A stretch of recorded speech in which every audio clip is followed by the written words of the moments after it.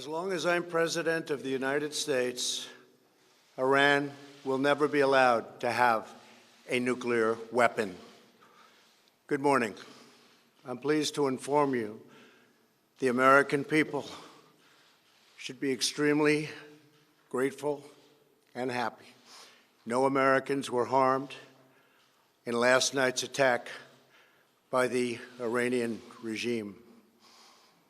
We suffered no casualties. All of our soldiers are safe, and only minimal damage was sustained at our military bases. Our great American forces are prepared for anything. Iran appears to be standing down, which is a good thing for all parties concerned and a very good thing for the world.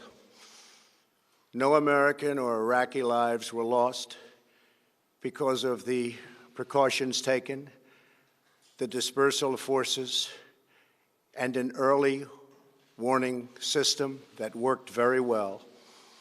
I salute the incredible skill and courage of America's men and women in uniform. For far too long, all the way back to 1979 to be exact, nations have tolerated Iran's destructive and destabilizing behavior in the Middle East and beyond. Those days are over.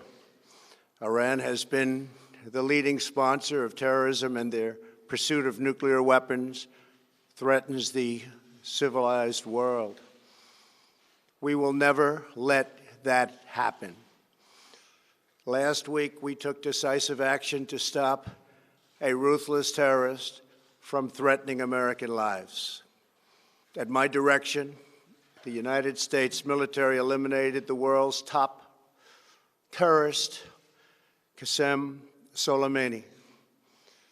As the head of the Quds Force, Soleimani was personally responsible for some of the absolutely worst atrocities. He trained terrorist armies, including Hezbollah, launching terrorist strikes against civilian targets. He fueled bloody civil wars all across the region.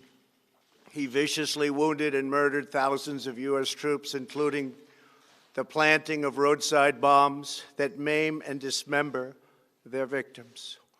Soleimani directed the recent attacks on U.S. personnel in Iraq that badly wounded 4 service members and killed 1 American, and he orchestrated the violent assault on the U.S. Embassy in Baghdad.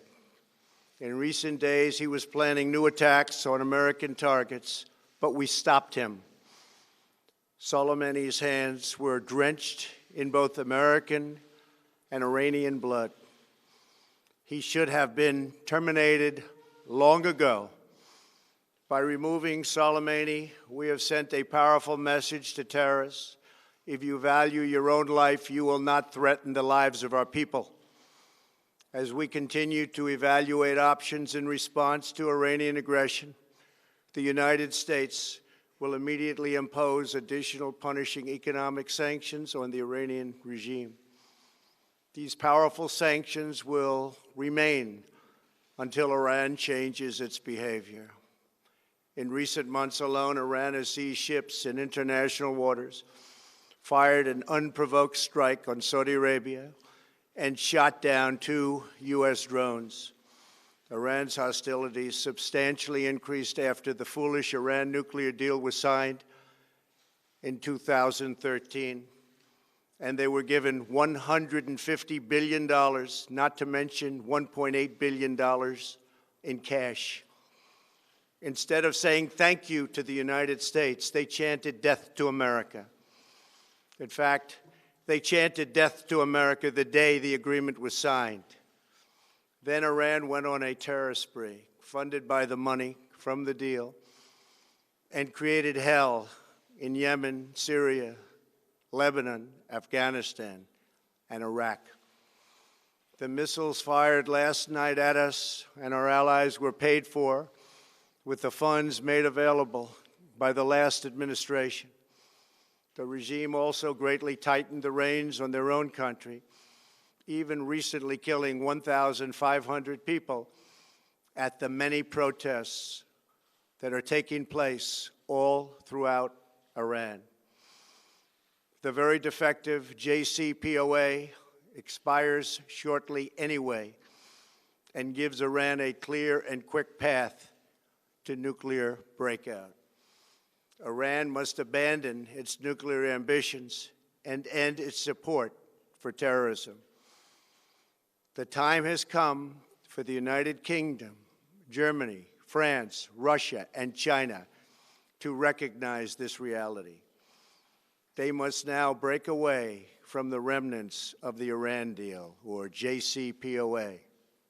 And we must all work together toward making a deal with Iran that makes the world a safer and more peaceful place. We must also make a deal that allows Iran to thrive and prosper and take advantage of its enormous untapped potential. Iran can be a great country. Peace and stability cannot prevail in the Middle East as long as Iran continues to foment violence, unrest, hatred, and war. The civilized world must send a clear and unified message to the Iranian regime.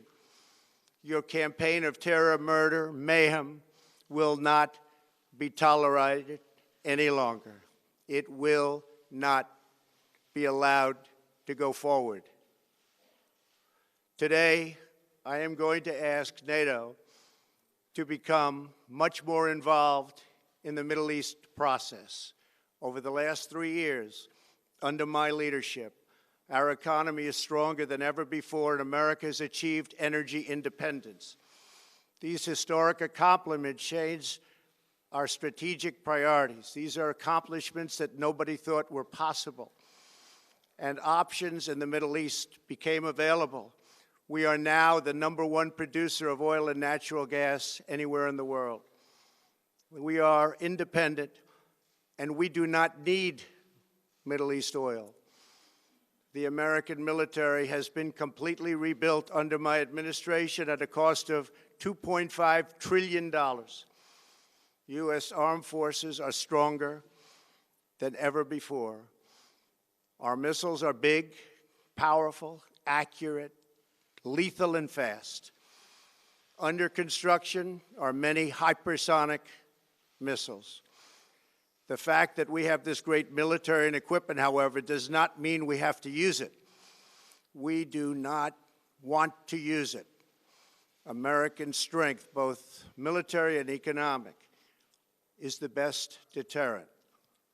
3 months ago, after destroying 100% of ISIS and its territorial caliphate, we killed the savage leader of ISIS, al-Baghdadi, who was responsible for so much death, including the mass beheadings of Christians, Muslims, and all who stood in his way.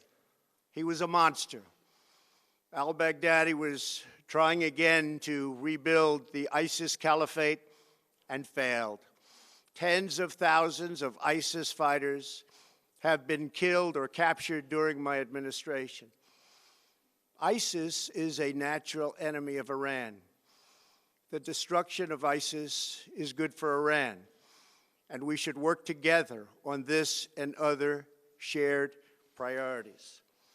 Finally, to the people and leaders of Iran, we want you to have a future, and a great future, one that you deserve, one of prosperity at home and harmony with the nations of the world. The United States is ready to embrace peace with all who seek it. I want to thank you, and God bless America. Thank you very much. Thank you.